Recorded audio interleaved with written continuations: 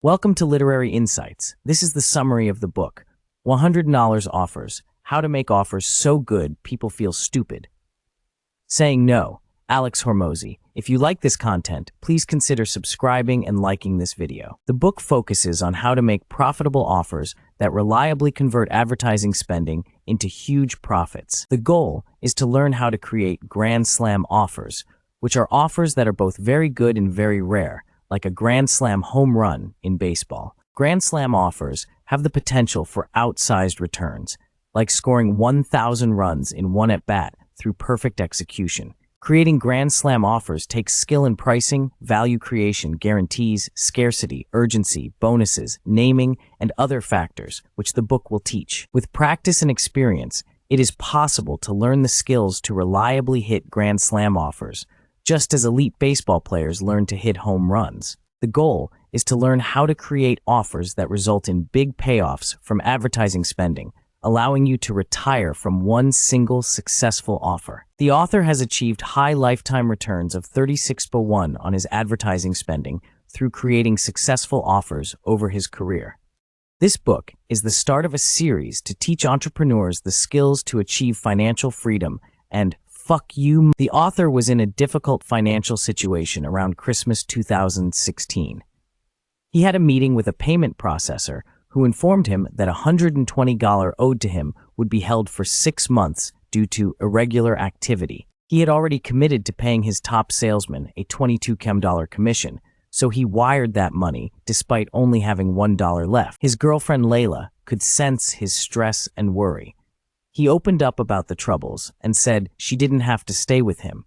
She committed to supporting him. Earlier, he had sold his gyms and put the money with a business partner who then stole all $46. He decided to launch 6 new gyms at once using a last-ditch sales offer and putting the launches on his business credit card, racking up $3.3 per day in costs. It was a huge risk, but paid off.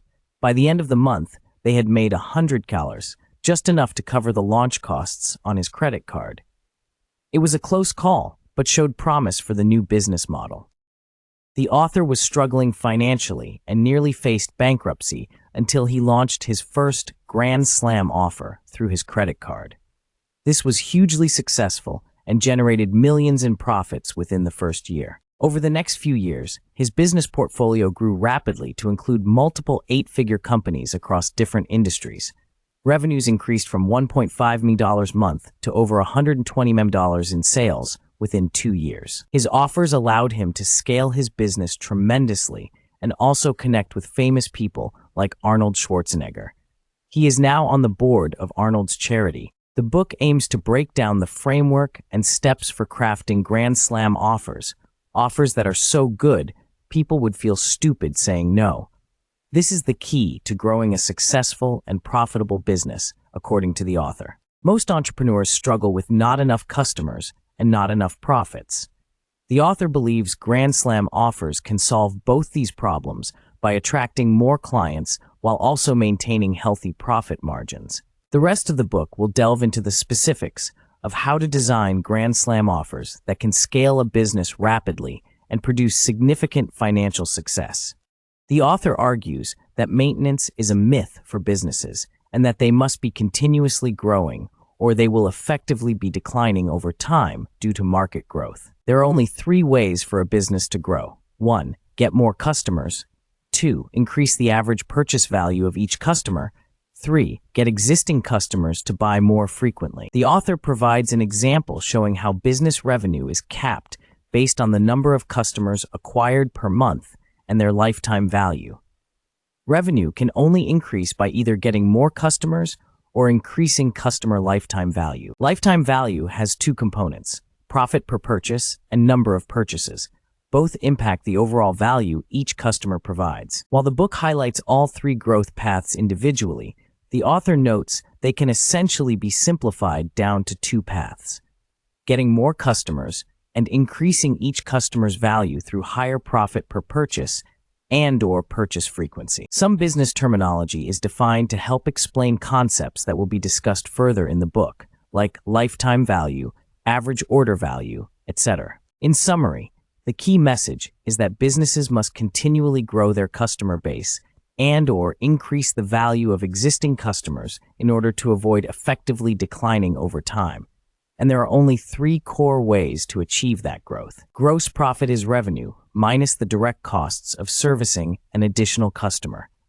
It represents the profit from each individual sale or customer before operating expenses are considered. Lifetime value (LTV) is the gross profit accrued over the entire lifetime of a customer from multiple purchases, recurring revenue.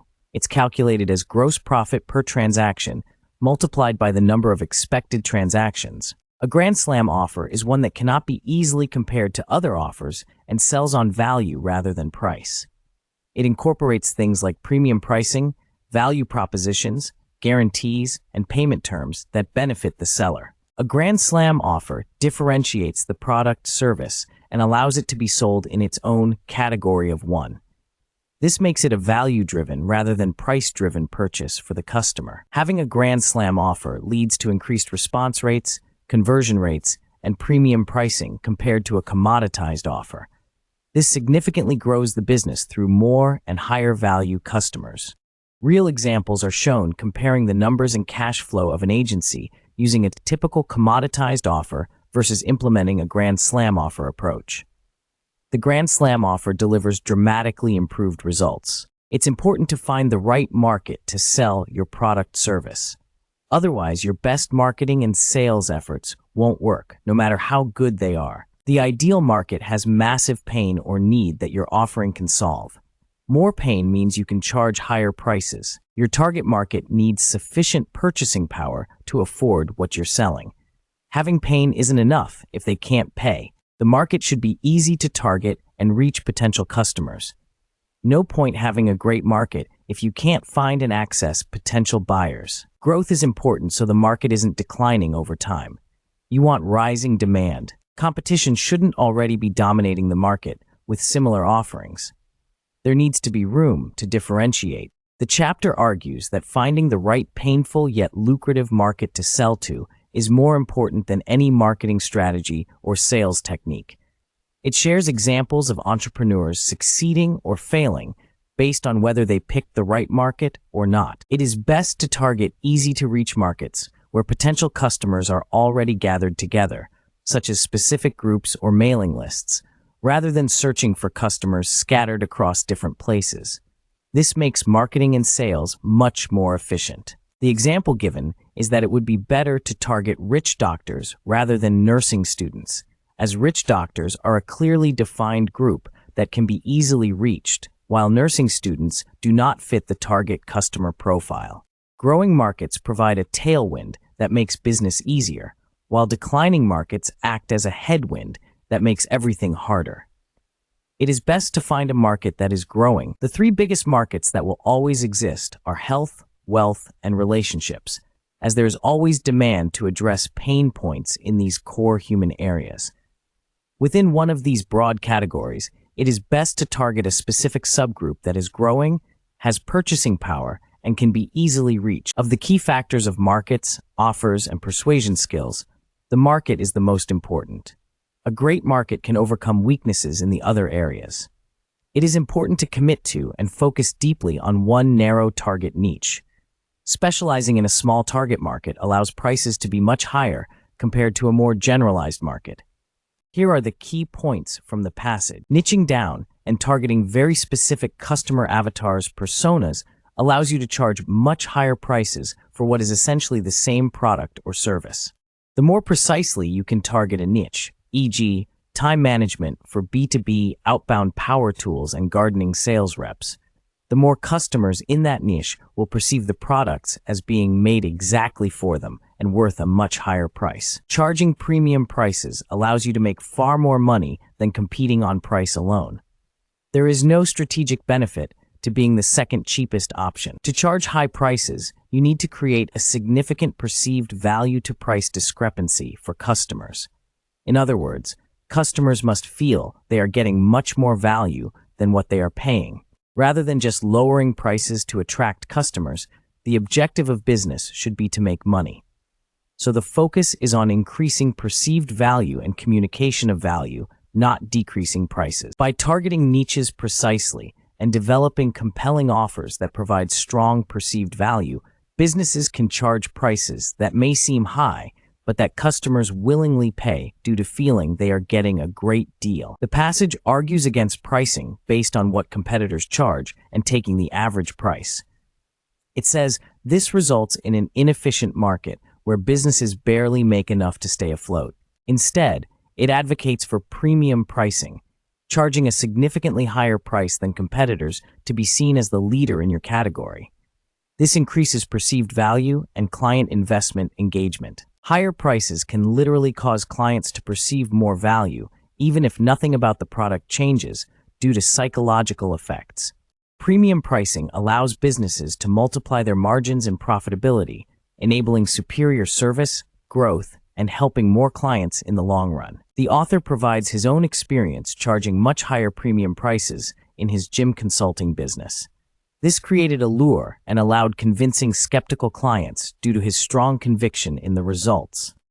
So in summary, the passage advocates pricing based on delivering the most value rather than market averages, specifically through premium pricing far above competitors to maximize profits and client outcomes. The value equation is a framework for quantifying the factors that drive value for any offer. It includes 4 variables: dream outcome, perceived likelihood of achievement, perceived time delay, and perceived effort and sacrifice.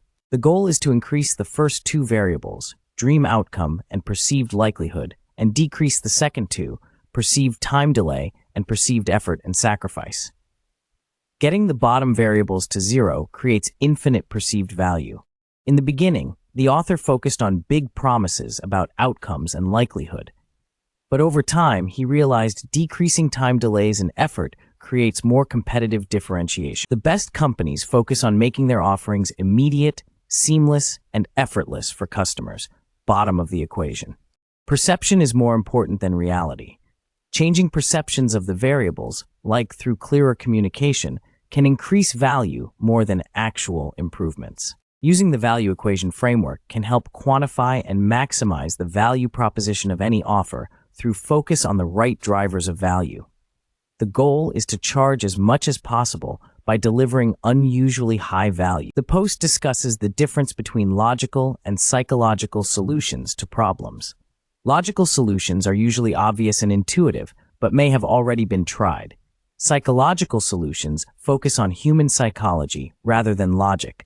It provides examples of replacing logical solutions, like making trains faster, with psychological solutions, like adding maps or hostesses to distract passengers and make the wait feel shorter. The post encourages entrepreneurs to think more about psychological solutions when problems persist, as the logical solutions may have already failed. Finding innovative psychological approaches could unlock new ways to solve problems.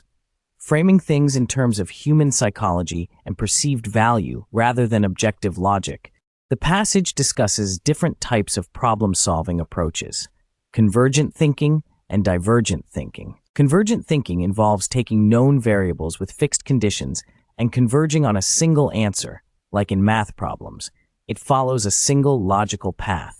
Divergent thinking explores multiple potential solutions by considering varied perspectives and ideas.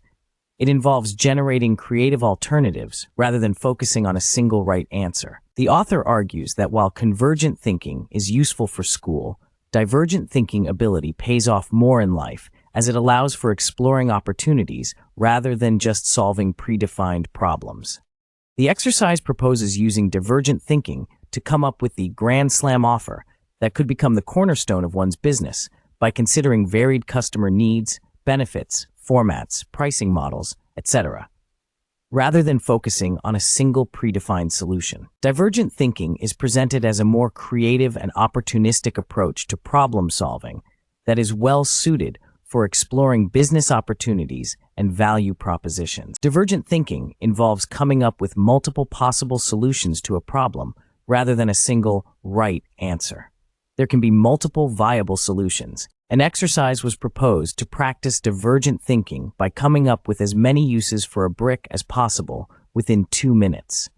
Additional dimensions were added, like the size, material of the brick, to spark more ideas. When creating an offer or product, It's important to understand the customer's desired outcome and identify all potential problems, obstacles that may prevent them from achieving that outcome. This involves thinking through each step of the customer journey. Those problems can then be turned into solutions by proposing ways to help customers overcome each obstacle, e.g., how to make something easy, enjoyable, convenient, etc. The goal is to solve for all potential customer needs and problems. Coming up with a comprehensive list of problems and solutions sets the stage for creating an irresistible offer that maximizes value for customers by eliminating all barriers to their desired outcome. Here are some potential solutions for buying healthy food. In-person grocery shopping assistance. Take the client grocery shopping and teach them how to identify and choose healthy options. Personalized healthy grocery list creation. Provide customized weekly, monthly grocery lists tailored to the client's needs and preferences to make shopping easier. Full grocery shopping and delivery service. Shop for and deliver a month's worth of groceries for the client based on their goals and requirements. Some potential group or online solutions. Online healthy food shopping course. A video course teaching people how to efficiently shop for and choose healthy groceries. Healthy meal kit delivery. Provide recipe cards and pre-portioned ingredients for easy at-home healthy meal preparation. Group nutrition classes, in-person or online classes, teaching principles of healthy eating, meal planning, grocery shopping, etc. Membership website/app. A site or app with grocery lists, recipes, shopping tips, online community support to make healthy eating sustainable long-term. The key is to focus on convenience and removing barriers like time, knowledge, or willpower that make buying healthy difficult for people. Bundling related services together also increases perceived value. The author discusses different ways to provide support and solutions to customers for grocery shopping, including one-on-one, small group, and one-to-many formats. Examples given include in-person orientations, tech support while shopping, phone calls during shopping, personalized lists, buying groceries for customers, etc. It's recommended to brainstorm solutions for all the perceived problems customers may have before, during, and after engaging with your service or product. This results in a monster list of options.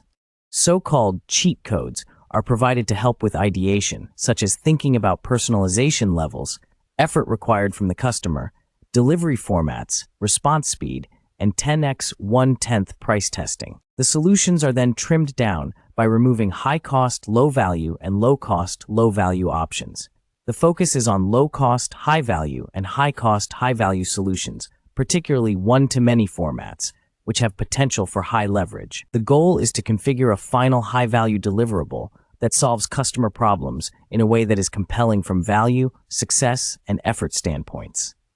One-to-many assets created up front can then provide ongoing value. In summary, it outlines a process for comprehensively identifying customer needs and innovating a wide range of solutions, then prioritizing the highest value offerings for development. Here are the key points about enhancing offers that can be summarized. Offers should be enhanced using psychological levers like scarcity, urgency, bonuses, and guarantees to make them more compelling. Scarcity creates desirability by limiting supply or availability. For example, only offering a product or service for a limited time period. Urgency creates a sense that a decision needs to be made quickly before the opportunity is gone.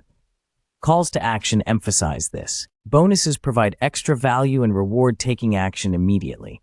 Free gifts, additional services, or discounts are commonly used. Guarantees reduce risk and encourage purchase by ensuring satisfaction or refund of money.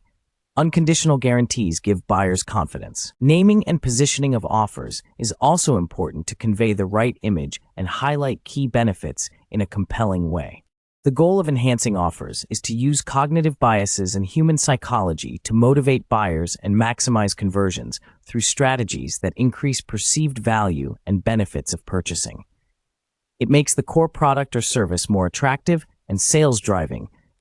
Arnold Schwarzenegger held a charity fundraiser auction where he auctioned off unusual personal items. Through clever use of psychological tactics like scarcity, urgency, and bonuses, he was able to get extraordinary prices for items, with some selling for $100,000 that otherwise may have sold for $10,000. The key tactics used were creating a sense of scarcity by limiting the number of each item, creating a sense of urgency by putting time limits on bidding, and offering bonuses like getting 2 items if bidding past a certain threshold. These tactics leveraged human psychological tendencies like the fear of missing out, FOMO, to increase demand and drive prices higher, even though the items themselves did not change. It was a masterful demonstration of influencing supply and demand through marketing/promotion. Other tactics like commitment, status, peer pressure, and celebrity endorsements were also at play, but scarcity, urgency, and bonuses are the 3 that will be focused on in the book, as they relate more to enhancing the offer itself compared to actual selling techniques. Specialized consultants can charge high fees, millions, for their expertise because they have specialized experience and knowledge that solves major problems for clients, avoiding costly errors. This represents valuable economic exchange. The author was once offered $50,000 for a day of consulting after speaking at an event, as companies saw his expertise could help them break $1 million in monthly revenue. However, he declined as his business was making over $50,000 per day in profit already. This experience showed him how truly premium prices can be commanded when there is intense demand but limited supply of one's expertise time. People will pay top dollar to access unique solutions to major challenges. Scarcity, mainly through limited availability or quantities, can be used strategically to create urgency and drive higher purchase rates. If something is rare or available only in small amounts, it takes on more value through FOMO.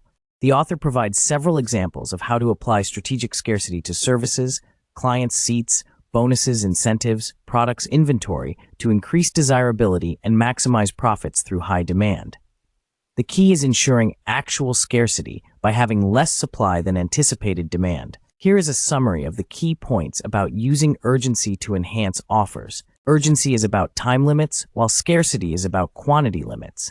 Both drive faster purchasing decisions. Rolling cohorts have regular start dates for clients' customers, e.g. every week or month, and communicate the benefit of starting sooner rather than waiting.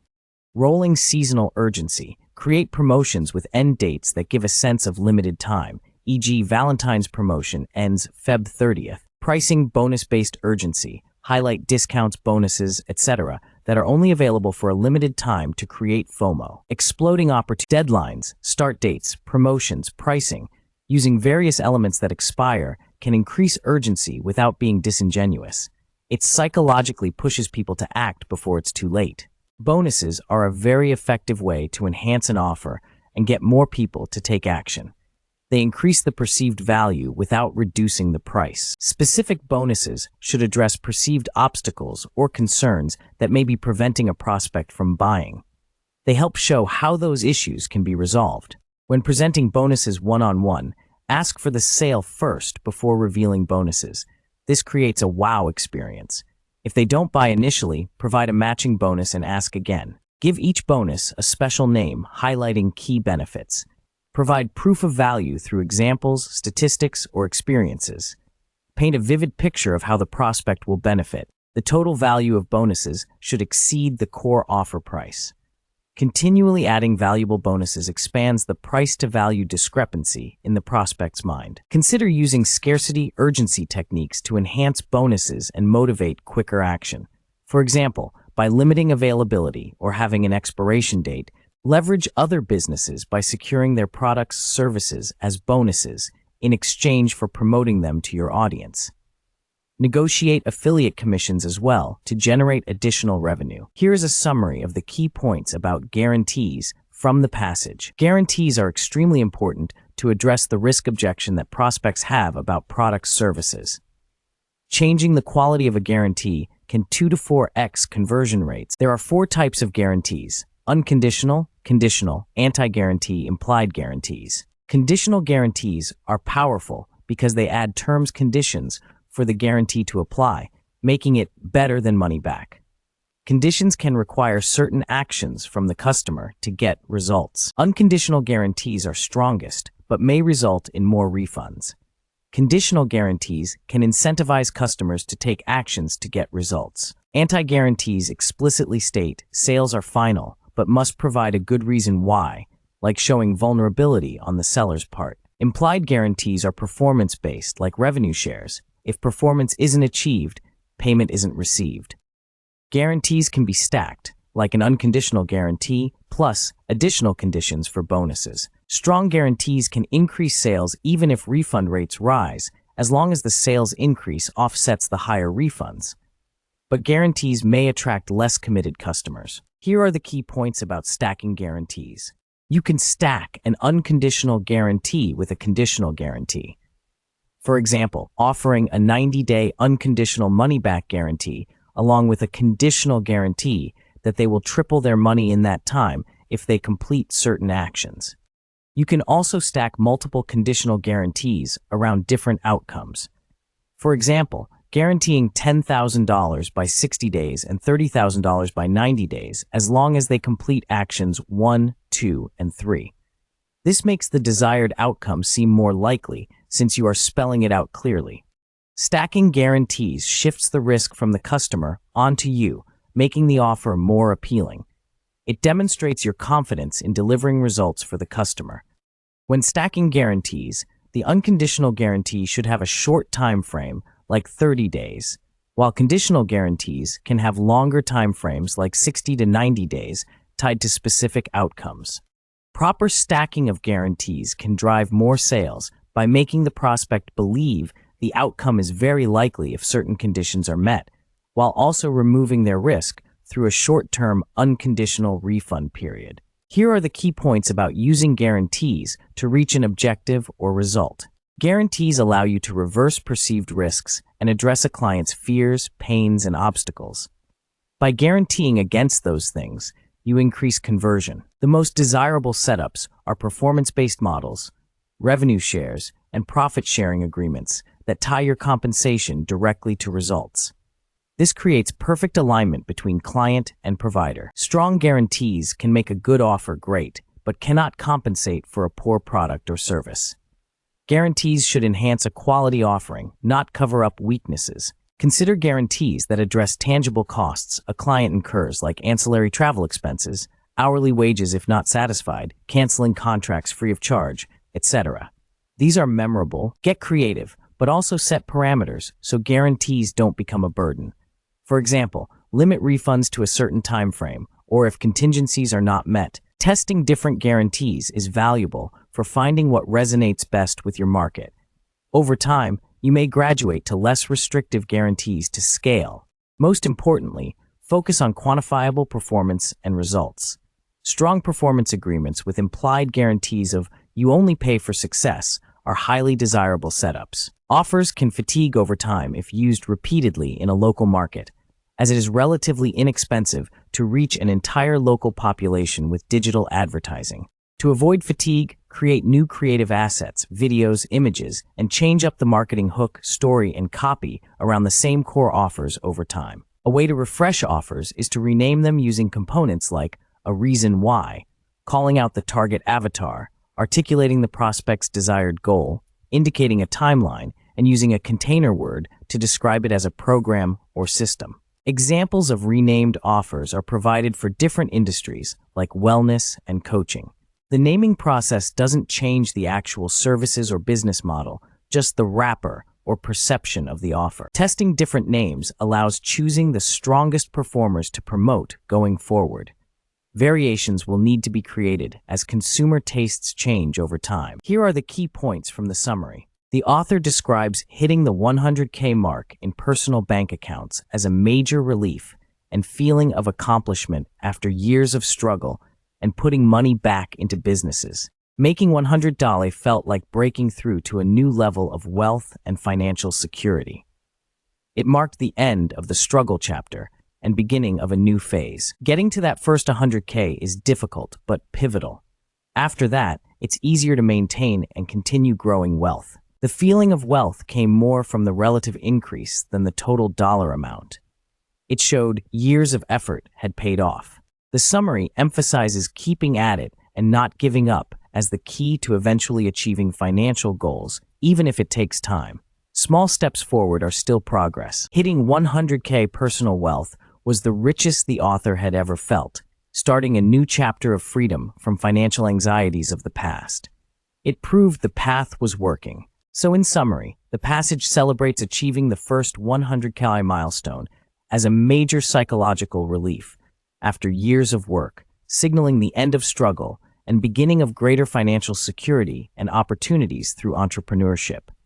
Perseverance is emphasized as the way to eventually succeed. Here's a summary of the key points. Use urgency to decrease buyers' action threshold by communicating scarcity or time sensitivity to increase demand. Strategically use bonuses to add perceived value and further incentivize people to buy your offer now rather than later. Completely reverse buyer risk by crafting a creative, reassuring guarantee that removes all doubts and concerns about purchasing. Name your offer in a way that resonates deeply with your target audience avatar to appeal directly to their wants, needs, and motivations. With these techniques, you can create a high-value, differentiated, grand slam offer that people desperately want and that solves their problems, allowing you to generate more sales at higher prices and profits. The author states this first major offer could potentially earn you your first $100,000 in revenue. Further books will delve into additional techniques for acquisition, lead generation, and scaling beyond $100,000. The key is to apply urgency, bonuses, guarantees, and strategic naming to fully optimize your offer and remove objections for your ideal customers.